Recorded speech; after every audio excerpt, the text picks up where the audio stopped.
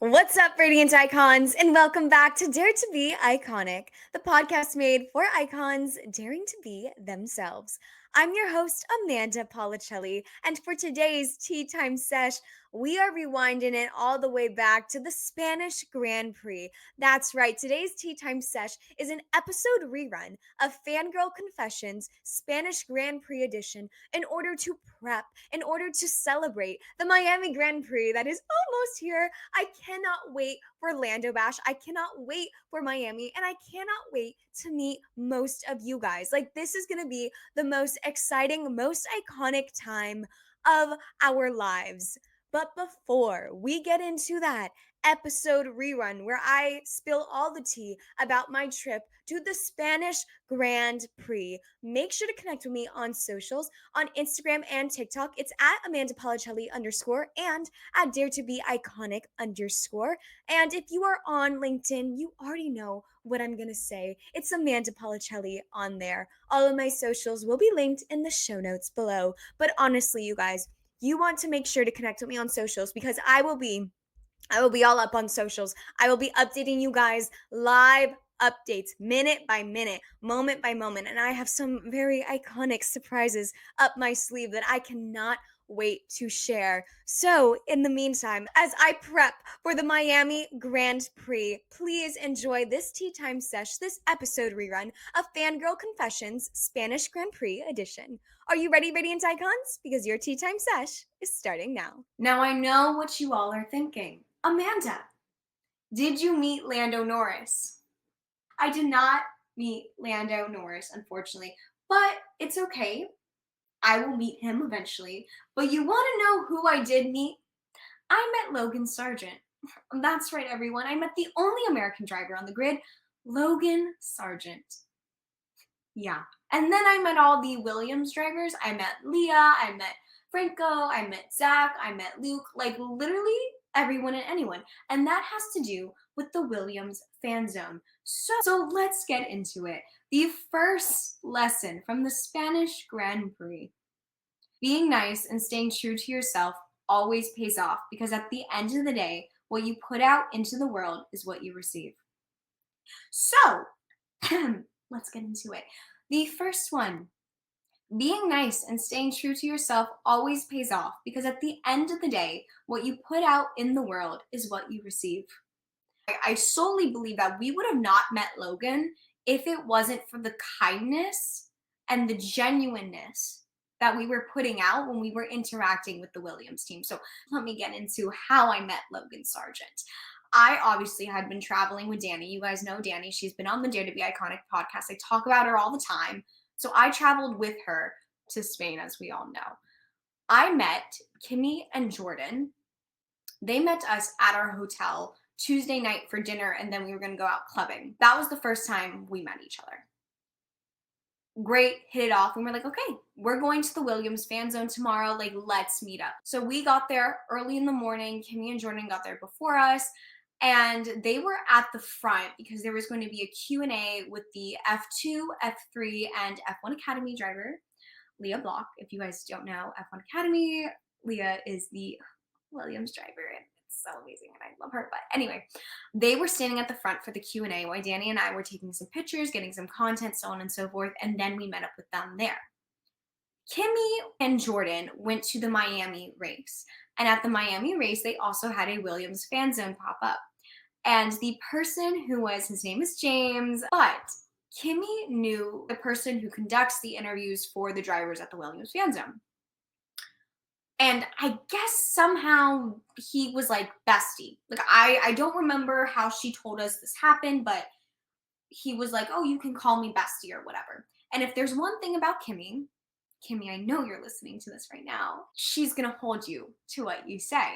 So James comes up from the steps and Kimmy's like, hey, bestie. James whips around and he's like, who just called me bestie? Like, like, what is going on? So Kimmy's over there like waving and everything, and he comes over to us and he's like talking to us, and Kimmy's like, oh, like from Miami, like this and that, you told me I can call you bestie, blah blah blah blah blah. We basically tell him, oh yeah, we're like 4 American girls, we traveled to the Spanish Grand Prix, blah, blah, blah. And he literally looked at us and he goes, you guys traveled all the way here to Spain? Hmm, okay, interesting. And we're like, yeah, of course we did. Of course we did. Anything for Lando Norris, right? So anyway, um, he's like, so I need you to ask some questions. And we said, don't worry, bestie, we got you. So we're over here, we're waiting in line. The Williams people are like talking to us, everything, and we're coming up with questions for everyone and anyone. And I think it was Zach who came up to us first because he was just coming in. And we're like, oh, hey, Zach, like, take a picture with us, take a picture with us, whatever, la la. So he takes a picture with us. Oh my God, stunning, by the way. Literally so gorgeous. But anyway, we were like, oh my God, like, that's awesome. Because we didn't think we were going to meet anyone. To be honest, we just were like, we're here for the Q&A. We hope, our questions get asked or whatever.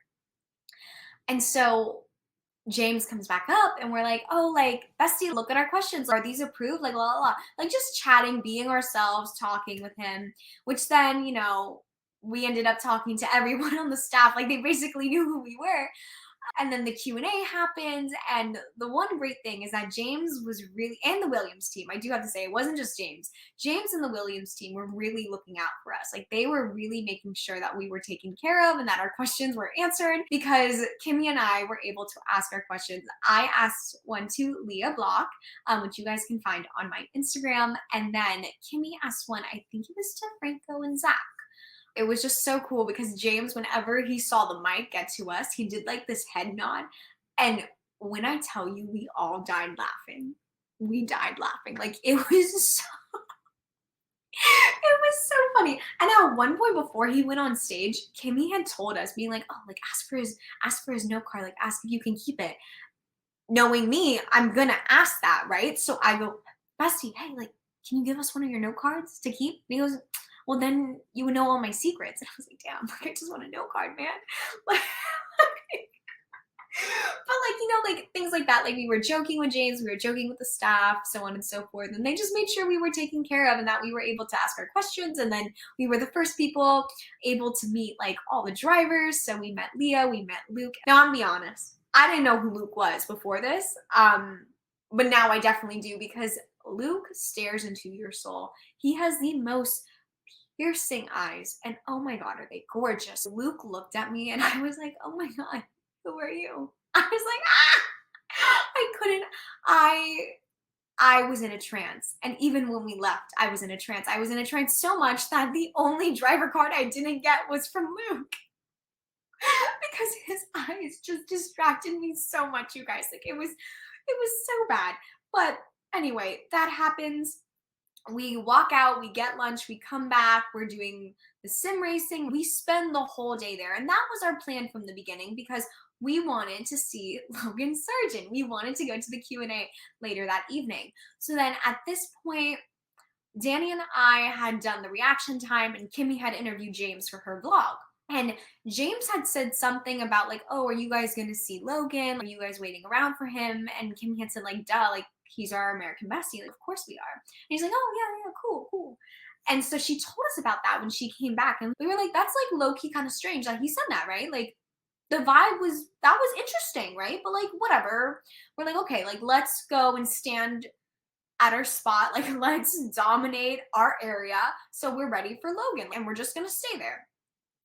And so Ed, one of the head honchos at Williams, he like comes up to us, like, he makes like a beeline for us and kind of like distracts us from our path of where we were going. And he goes, hey, like, have you guys like checked on the app yet if you're gonna meet Logan, like X, Y, and Z? And we're like, oh, like, we didn't even know like it was announced yet on the app. Okay, we'll go look. So then each of us, one by one, we go look. We're not winners. We're not winners. We're not winners. We're not winners. And Ed's like, oh man, like, that's so sad. Like, come follow me. And at that moment, I knew that we were going to meet Logan Sargeant. I knew it in my bones, especially with what Kimmy had told us about what James had said or like hinted at. I was like, there is no way that we are not like meeting Logan of some sorts, or even if he's just like signing something for us, like something is happening. Like, there's just no way, right? Like, everything was perfectly aligning. And so we go over to the merch area, and Ed pulls out the lanyards saying driver. And he goes, congrats, you guys won. You're meeting Logan. What? I kid you not. All four of us were like, I really truly thought all of us were gonna cry. And I thought Ed was gonna be like, what is going on? But like we all got so emotional and like giddy, and we were like, oh my God, like what? Like, thank you so much. Like, that's so crazy. Like, are you joking? Like, blah, blah, blah. And he was basically like, we see you guys, we appreciate you. Like, here's a token. And it was the nicest thing ever, and just like such a unbelievably like sweet moment of wow, like kindness really does go a long way.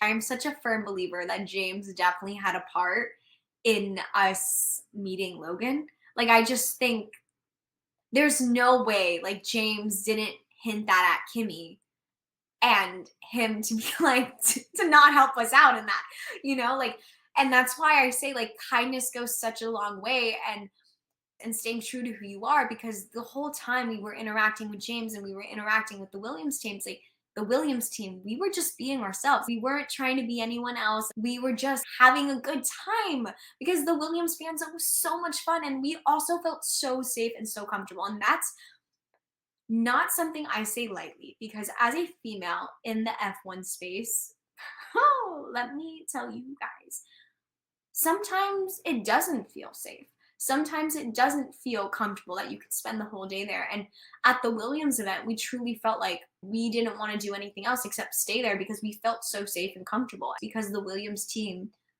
created such a nurturing environment for us to be in and to like just have a good time. And that's so rare and it was so special. But going back to the story, it is like, don't tell anyone. Mind you, I'm telling everyone here on the internet, but it's passed already. So I feel like it's fair to share this amazing interaction with the Williams team and Logan. But anyway, we then proceed after he told us not to tell anyone. We all called our parents. I called my mom. If you guys don't know this, my mom loves Logan.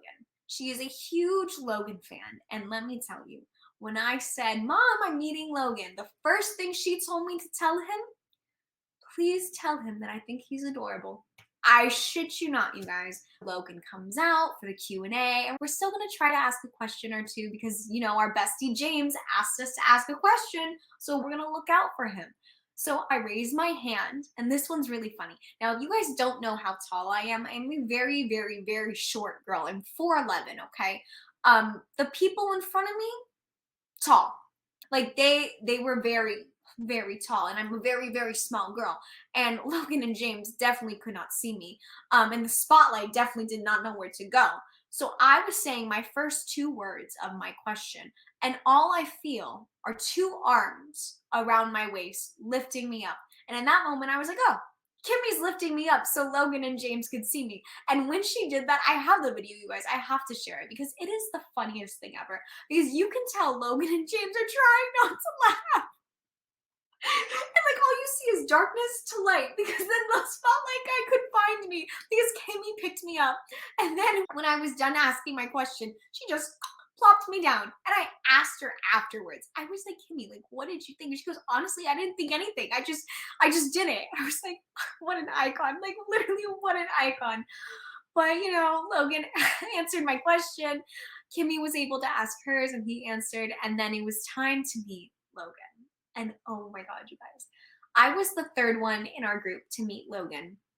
And Kimmy was the first one. It was Kimmy, Jordan, myself, and then Danny.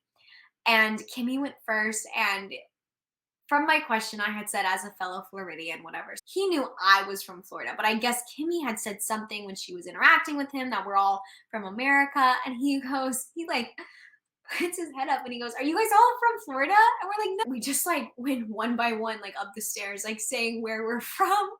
And I could physically see Logan like trying not to laugh at us because it was honestly kind of funny. I low-key think I blacked out because all I remember being was like, hi Logan, like it is so nice to meet you. So sorry about the question, because I asked him about the Florida Panthers if they were going to win the Stanley Cup, and he was like, oh, you're getting me nervous, like this and that, because, we don't want to jinx anything here. But I was like, I have to ask it because my dad and I love you. My mom thinks you're adorable.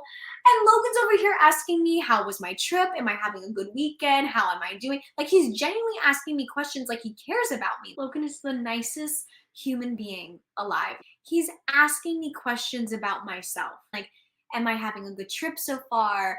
How was my plane? Like, Are you excited for the weekend? Like these questions. I was like, oh my, I was like, I didn't know what to do. I answered him because Danny told me I said words. And if Danny said that words came out of my mouth and that I looked natural and cool, calm, and collective, I believe her. I believe her. I took my picture with Logan, and then the last thing I said before I like ran off was, "We're rooting for you, Logan. Like we love you."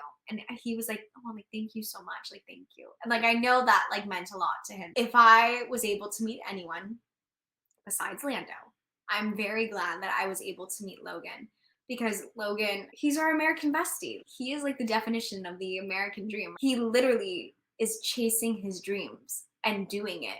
Logan Sargeant is one of the sweetest human beings alive, and I truly, truly, truly hope that he gets everything he wants in life and more. I was always rooting for Logan, but now after meeting him, I'm even more of a Logan fan, and I'm also more of a Williams fan.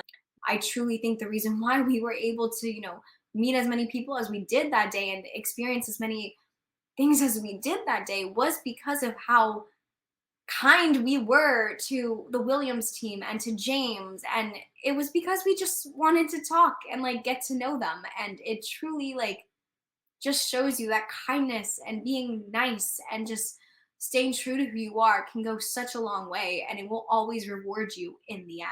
Let's talk about the second one, shall we? There are still good people in the world that truly care about others.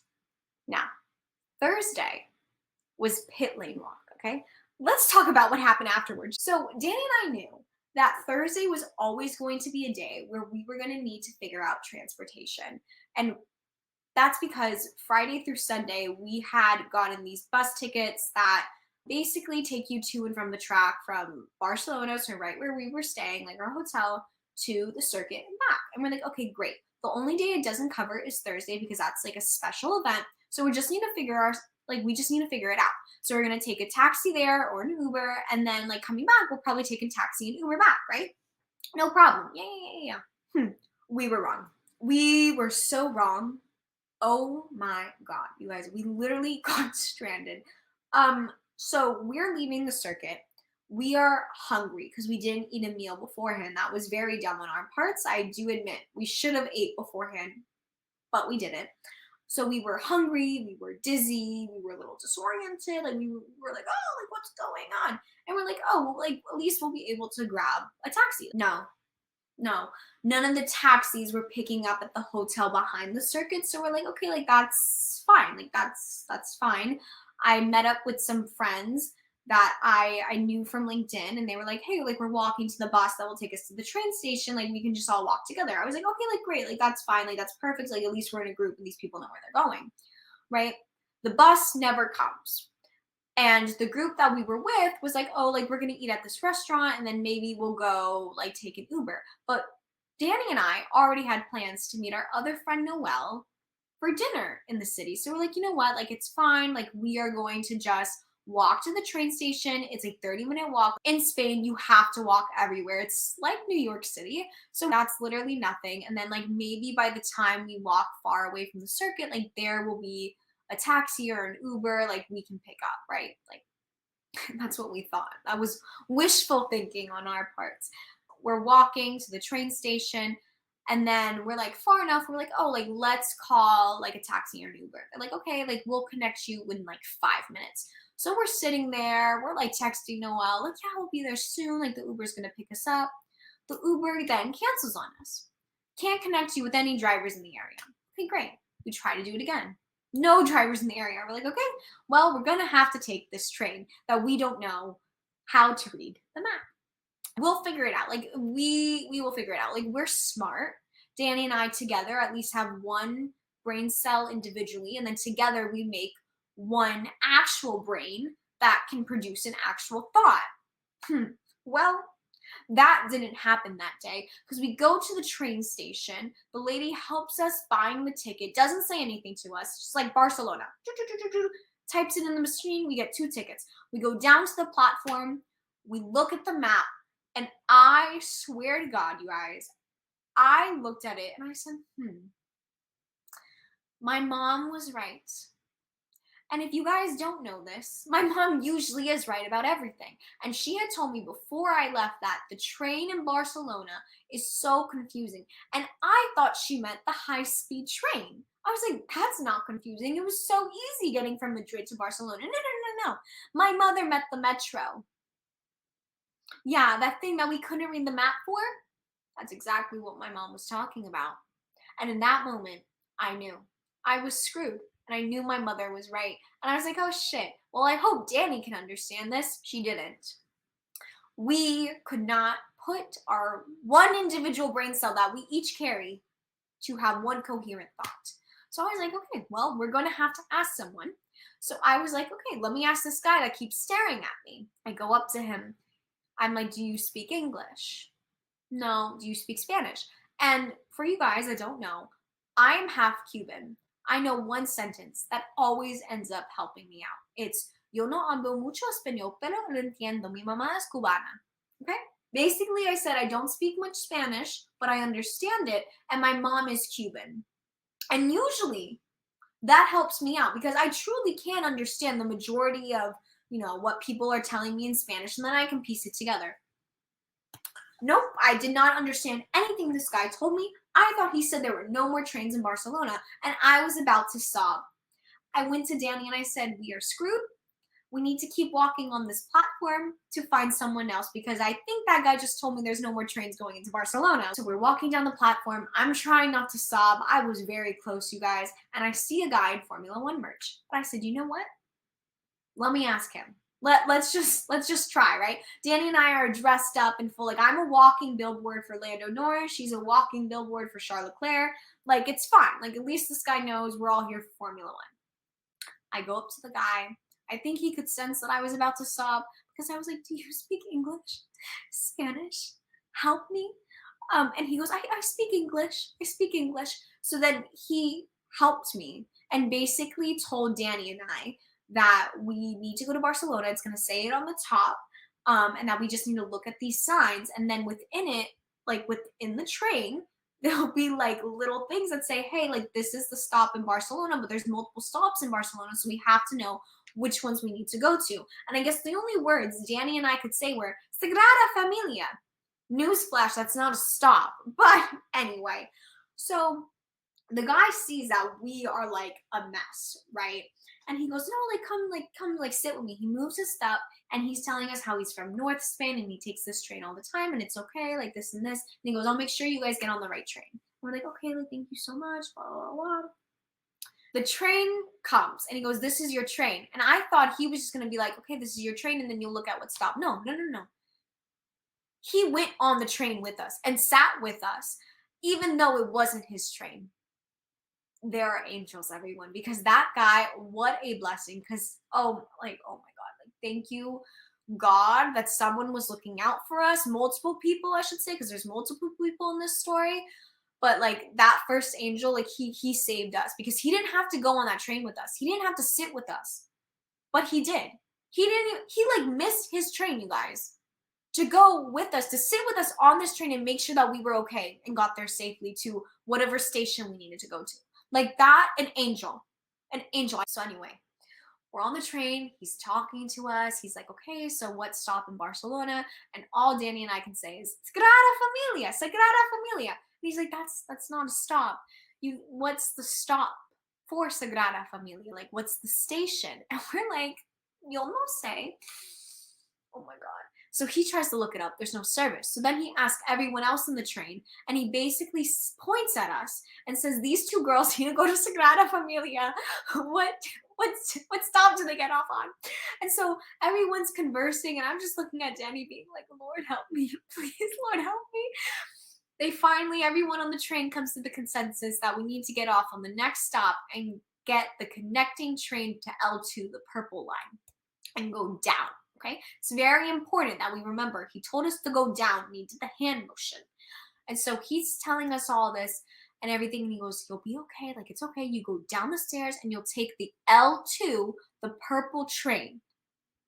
Perfect. We got that, right? We get off. We thank him. I see this guy from the train that was in the conversation about the Sagrada Familia stop, and he's like staring at us. And I'm like, oh, maybe he's staring because my shorts are so short, because Danny and I are trying to find these stairs that go down and there's only stairs that go up. So I was like, okay, like whatever. Like I didn't think anything of it. And I was like, okay, well, we can't find stairs that go down. Like, let's go on these stairs that go up and like see if there's a sign. So we go on the stairs up, and there's like, you can turn left or turn right. We go left, right? We're reading the sign, and then all of a sudden we turn around and there's a security guard. And the security guard goes, Sagrada Familia. And all Danny and I did was shake our head up and down. Yes. We said, mm-hmm. We followed him. We followed the security guard. The security guard then goes to the turnstables, or turnstiles, goes to the turnstiles. And I see the guy who was on the train in that conversation about Sagrada Familia stop, the one that was staring at me, everything. And I thought, oh, he's just staring because of my shorts.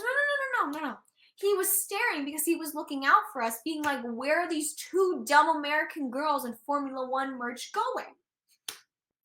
So he told the security guard to look out for two girls in Formula One merch because they're training with the Sagrada Familia. So then basically their conversation, he's like, is this them? Yes, it is. I'll take them to their station. These two men were looking out for us also. And I was like, oh my God, like there actually are good men in the world, because if we were in America, no, absolutely not. We would not be here to tell the tale. Okay. So anyway, the security guard like overrides us going through. He walks us all the way to where we have to go to another turnstile, and we like put our tickets in. They don't work. We have to buy another one. So the guy waits with us while we buy another ticket. We go through, put our tickets in, they work, and he literally walks us to our platform, you guys. I was like an angel, like thank you so much. And he goes, this is your train. There are 2 stops before yours, and then you're at the Sagrada Familia. We said, thank you. We get on the train. I have never, this is the part. I had felt pretty safe throughout my entire trip to Spain until I got into that metro specifically. And I was like, oh, wow. Yep, nope, I'm so glad there are only 2 stops. I'm going to hold my breath and hold my phone with so much strength that someone's going to have to physically rip it out of my hands. And so we're like looking at each other, pressed up against each other, and we're about to get to our stop, and this guy like falls into Danny. And all I remember my dad telling me is that people will create distractions to pickpocket you. And I was like, oh my God, we're getting pickpocketed. Like, this is the distraction.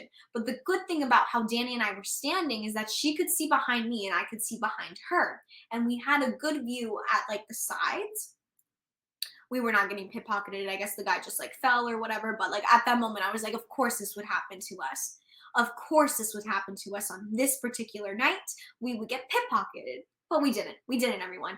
We have never, the doors open. We never left faster a train station in our lives. It was beautiful. When we saw the Sagrada Familia at the top of the steps, we said, thank you, God. We said, thank you, God. Where can I put my donation? Because you literally saved our asses. Because that was very scary, you guys. Okay. So there are still good people in the world that truly care about others. Those 3 angels, the first guy in Formula One merch, the security guard, and the guy who walked us to our platform. If you are listening to my podcast, thank you. Thank you for being good people in this world, because my faith in humanity is restored, because you guys, that was so scary. My third lesson for you guys is you belong in rooms for a reason. Your name is brought in conversation because you are meant to be there. Even if it's not the path or way you thought it would be, it ends up the way it's supposed to. Your work and what you do is special, and it's getting recognized, so enjoy it. You belong here. One of the coolest parts of my trip was I was invited to sunset sessions for Off to the Races. Alexandra, she is the founder of Off to the Races, and she has like group trips to Grand Prix, certain Grand Prix, and she has an itinerary set out and everything. She's basically like your like little like travel guru for her. She plans everything to the T, like to meals, to transportation, to like fun activities. Like she does it all, and she's like literally amazing. And so for the Spanish Grand Prix trip, she had a sunset session, which was at the rooftop of this really, really nice hotel where you were overlooking Barcelona. It wasn't the skyline. I think it was like the beach line. And not only were people that, obviously were a part of her Spanish Grand Prix trip were there, but also she invited F1 content creators. And I was one of the content creators that was invited to it.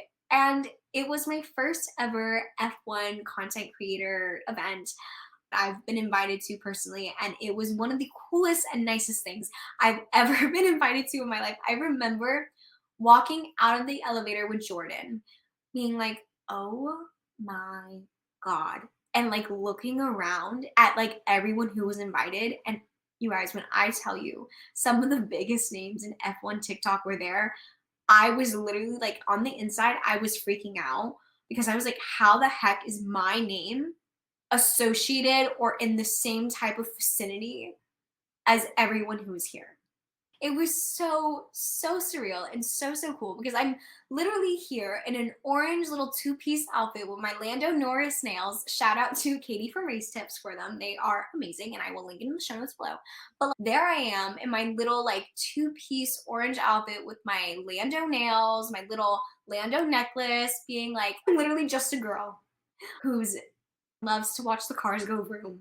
And she's here on the rooftop overlooking Barcelona with some of the biggest names in F1 social media content. It's so wild to me because I'm in this own little bubble of like my content creation for Formula One and I don't really think anything of it. I'm like, oh, like I just do it for fun and I do it to like create conversation and like talk about the things I want to talk about. Truly a moment where I really had to take in everything. And I know I talk a lot about being delusional and manifesting your dreams.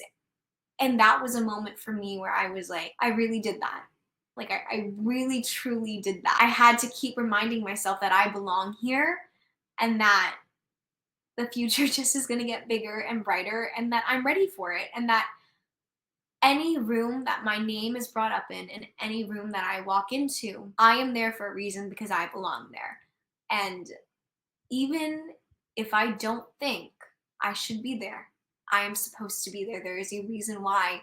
And I know that the reason why I was there in Barcelona was not only to meet all the amazing people that I met and to finally meet Alexandra in person because I've been dying to meet her in person, but also to prove to myself that I really am doing everything that I said I was going to do and more, and that the world better watch out for me because I'm not going to stop. I'm really excited and I'm really happy that I get to share that with you guys. Let's talk about number 4. If you have a chance to party with the Dutch army, do it. Let me tell you, when we bought our tickets back in January, we did not know that we bought tickets in the Max Verstappen grandstand because we are us three are Logan Sargeant, Charlotte Claire, and Lando Norris fangirls, okay? Us in the Max Verstappen section wouldn't have been our first choice, but oh my God, you guys, I didn't know how much I needed to experience that in my life. Like, the DJ was amazing. That DJ should have been there when all of us were looking to go somewhere on Tuesday night because that DJ was amazing.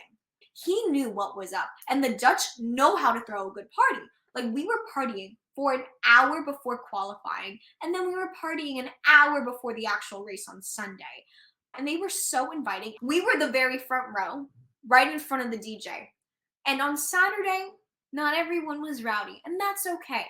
But there was something in Danny, Noel, and I that made us be like, you know what? Let's be the loud, obnoxious Americans. Because after and during every song, not only were we singing and dancing in our seats, but we would be cheering on the DJ.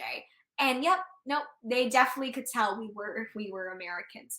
They definitely were enjoying it. I know the DJ was loving us because we were really helping him out. Like, we really did him a solid by cheering him on. But like, no, like, we provided entertainment for everyone. We were blessing everyone with our amazing dance moves and obnoxious singing. Like, that's just what it was. And at one point, he literally was like, all the women in motorsports, like all the women fans, like, please stand up, please stand up. And then he points directly at us and he goes, please stand up. I'm not going to deny the DJ of that. So I stood up and did the Macarena. Um, you guys, I know for a fact that Danny and I are definitely on Red Bull's and F1's social media channels. And if they're not on there yet, they will be on there soon because there were multiple cameras pointed directly at us and in our faces. Specifically during the Max Verstappen song, Danny and I'm a walking billboard again for Lando Norris, so I'm in Lando Norris gear. Danny's a walking billboard for Charles Leclerc and Charles Leclerc and Ferrari gear. And we're over here screaming, singing, do do do, Max Verstappen, do do do. Literally, and the F1 camera, F1 media, right there, right in our faces, while we were doing that, dressed in Lando and Charles Leclerc gear. And we're not on any type of promo. I don't know. I don't know what's wrong with the world because we honestly were delivering free entertainment for everyone. But yeah, if you have a chance to party with the Dutch Army, please do it. You won't regret it, okay? It needs to be on your bucket list like pronto. The next one, you guys, okay? Podium runs will kill you. Don't do them. You will die or fall into a tire like I did. Our little group were ready for this podium run. We got to the gate. We executed our plan perfectly. Kimmy is prepping me saying, listen, Amanda, you need to run. You may get trampled. You need to prepare, stand your ground, and run like you've never run before in your life. And I said, okay, bet. Like, how bad could it be? I am not a runner. But you know what? I will run for Lando Norris. I was like, okay, great. Like, I'll be fine, right? No. No. I was not fine. Okay. My body was fully facing front to the gate. All of a sudden, they open the gate. My body gets turned around 360. All of a sudden, I'm pushed against the fence. My hand is like grabbing the fence. My nail is like low key getting stuck. One of my legs is like slipping down the step on the gravel almost. Like I'm about to do a split. And then I'm like, oh my God, I'm going to get trampled because I also lost my balance at that point. Kimmy, by the grace of God, again, saves me. I don't know how she did this. She turns me around, saves me from falling over and getting trampled. And all I hear after that is, run, Amanda, run. And she's running.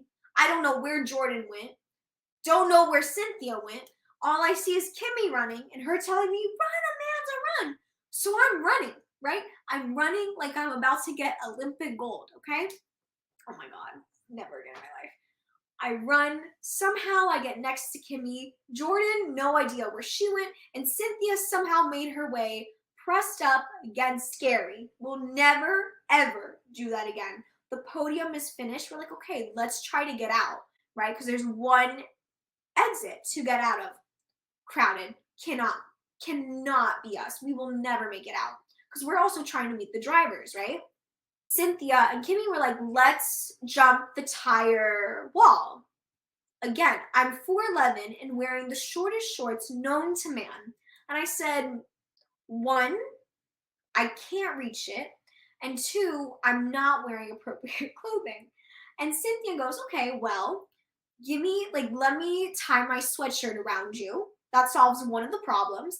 And then just put your foot in my hand. I used to be a cheerleader and I'll just push you up.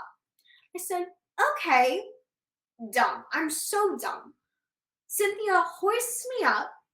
Half of my body is on the flat part of the tire. The other half of my body, guess what, guys, is in the hole of the tire, okay? So half of my body is inside the tire. Kimmy is already on the other side, and she turns around, she looks, and she laughs at me, and she goes, if your full body was in it, I would have helped you after I'd taken a picture. And I said, thank you so much, Kimmy. Get the rest of my body outside of that tire, crawl to the end. And I was like, Kimmy, I can't get down. This is too tall for me. She picks me up like a child and places me on the floor. I said, never again. Never again will I do a podium run. I've experienced it once and I will never, ever do it again. My last lesson, you guys, everything happens at the right time, at the right moment. Just because it hasn't happened yet doesn't mean it won't. It just means it's not the right time right now. This solely relates to the saga of me only seeing Lando for zero point 0.2 seconds.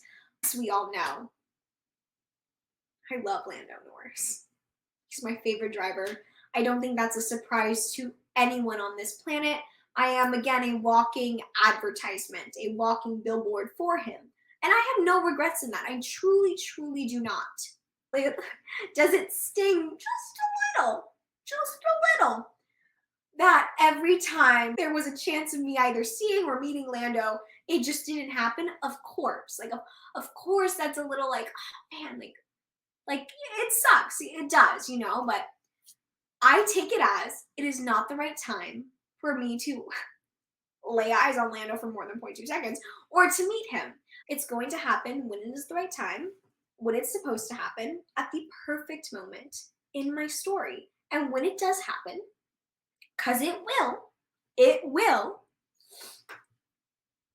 Lord help us all, because I will not shut up about it. I will talk about it every day until the day I die, basically. I know I will. I will be insufferable. Those are my lessons from the Spanish Grand Prix. All right, Radiant Icons, I hope you enjoyed today's tea time sesh. If you did, make sure to subscribe, to leave a rating, a review, to tell your friends about us, to tell everyone and anyone, because you know we love more Radiant Icons in our iconic community of ours. Honestly, you guys, I am so excited for Miami. I just know that Lando Bash and the Miami Grand Prix are going to be some of the most iconic moments of my life that I can't wait to share with you all. So make sure to connect with me on socials. Make sure to tune in because you know all the tea will be spilt on the podcast exclusively on here. And yeah, I can't wait to spill the tea with you guys next week. Remember, Radiant Icons, dare to be iconic. Bye.